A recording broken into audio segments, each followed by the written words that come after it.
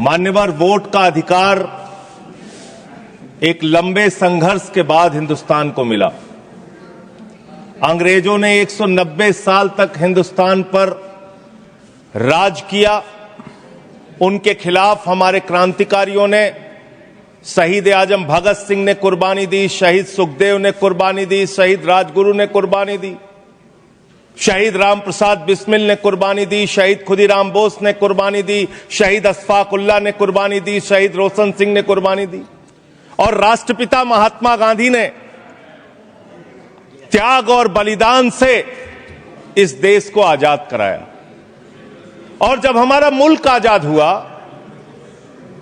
तो भारत के संविधान के रचयिता बाबा साहब डॉक्टर भीमराव अंबेडकर जी ने कहा, इस देश में वोट के मामले में सब समान होंगे।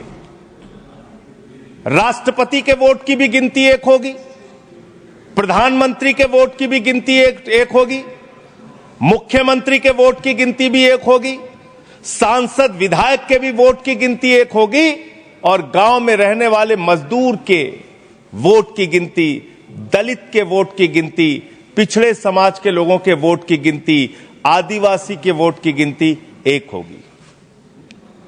आज एसआईआर के जरिए यह जो चर्चा पूरे देश में खौफ का माहौल बना हुआ है, क्या वास्तव में एसआईआर के जरिए आप मतदाता सूची को साफ करना चाहते हैं या वोटर को ही साफ करना चाहते हैं?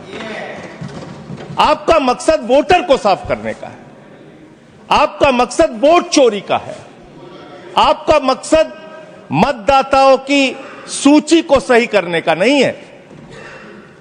इसलिए यह चिंता है सबको। और दूसरी बात, क्या यह संवैधानिक अधिकार चुनाव आयोग के पास है? मान्यवर, बाबा साहब डॉक्टर भीमराव अंबेडकर जी ने जो देश का संविधान लिखा, हालांकि आपको गांधी से भी समस्या है, अंबेडकर से भी समस्या है, आपकी नेता प्रज्ञा ठाकुर तो राष्ट्रपिता महात्मा गांधी के बारे में अपशब्दों का इस्तेमाल करती हैं।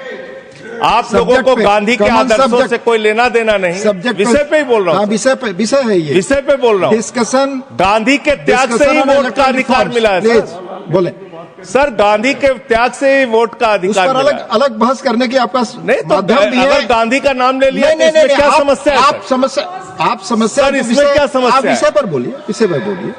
चाहे राज्य हो या केंद्र हो, कई चुनाव हमारे, हमने चुनाव आयुक्त और चुनाव आयोग पर कभी आरोप नहीं लगाए। एक नया पैटर्न खड़ा, एक नया पैटर्न। मैं पूरा वाक्य नहीं बताना चाहता। श्रीमती ममता बनर्जी ने चुनाव आयोग पर आरोप लगाए, स्टालिन जी ने लगाए, बीडी सतीशन जी ने लगाए, श्री राहुल गांधी ने लगाए, मल्लिकार्जुन खड़गे जी ने लगाए, तेजस्वी यादव जी ने लगाए, अखिलेश यादव जी ने लगाए, वी शिवन कुट्टी ने लगाए, हेमंत सोरेन जी ने लगाए, भगवंत मान जी ने लगाए। अब पहले तो ऐसी परंपरा सिर्फ कांग्रेस पार्टी में थी, मगर संपर्क का दोष कहता होता है साहब, ये सारे इंडिया अलायंस वाले चुनाव आयोग के खिलाफ आए। मान्यवर, चुनाव आयोग एक तटस्थता से चुनाव कराने वाला संस्थान बनाया गया और इसकी मान्यता कोई पॉलिटिकल पार्टी ने नहीं दी। भाग और अनुच्छेदों के तहत हमारे संविधान ने दी और यह संवैधानिक प्रक्रिया है। इस संवैधानिक प्रक्रिया पर सवाल खड़े कर कर, अनर्गल आरोप कर कर आप पूरे चुनाव आयोग की एक प्रकार से पूरे दुनिया में इसकी छवि को धूमिल करने का काम कर रहे हैं। आपको लगता है कि आप सरकार की छवि धूमिल करें? ना जी, आप पूरी दुनिया में भारत के लोकतंत्र की छवि को धूमिल करें। मान्यवर, सरकार का तो इतना ही सवाल है, मान्यवर सरकार का तो इतना ही सवाल है कि भारत के मतदाता क्या सोचेंगे, मगर मतदाता का सोचने का सवाल नहीं है। मतदाता को तो मालूम है कि हमने तो वोट दिया है इसलिए चुनकर आए हैं, तो उसके मन में कोई डाउट नहीं है। ये वोट चोरी करते रहे, घुसपैठिया बचाओ यात्रा निकाली और बिहार में 2/3 बहुमत से हम जीते। मान्यवर, ये जो नई परंपरा शुरू हुई कि देश के अंदर चुनाव न जीते तो चुनाव आयोग को बदनाम करो, चुनाव प्रक्रिया को बदनाम करो, मतदाता सूची को बदनाम करो, ये हमारे लोकतंत्र का भला नहीं करेगी। यही आयुक्त के तहत, यही सरकार के होते हुए आप कई चुनाव जीते हैं, हम कुछ नहीं बोले हैं, हम पार्टी में बैठकर इसकी मीमांसा की, मगर ये लोग चुनाव आयोग पर प्लीज नो, आप बैठिए, आप ठीक है बैठिए। माननीय सदस्य प्लीज प्लीज। मान्यवर, मैं थोड़ी स्पष्टता के लिए आंकड़ा देना चाहता हूं।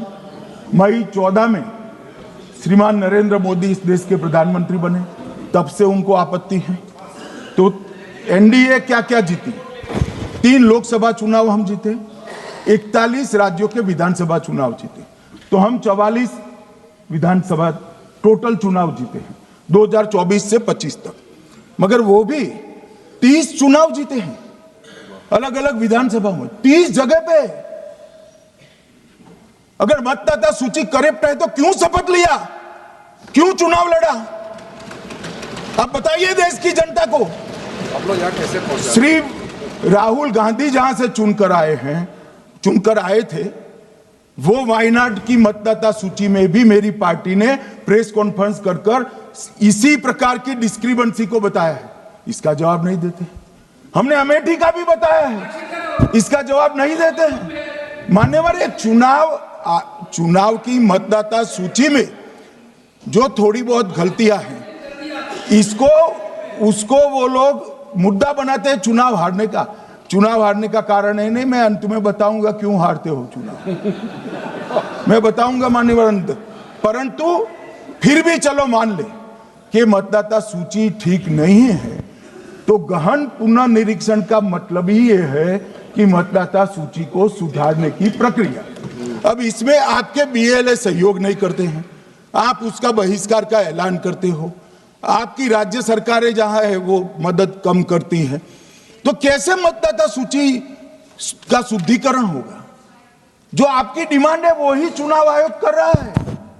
आपकी डिमांड है कि मतदाता सूची ठीक हो, वो चुनाव आयोग कर रहा है।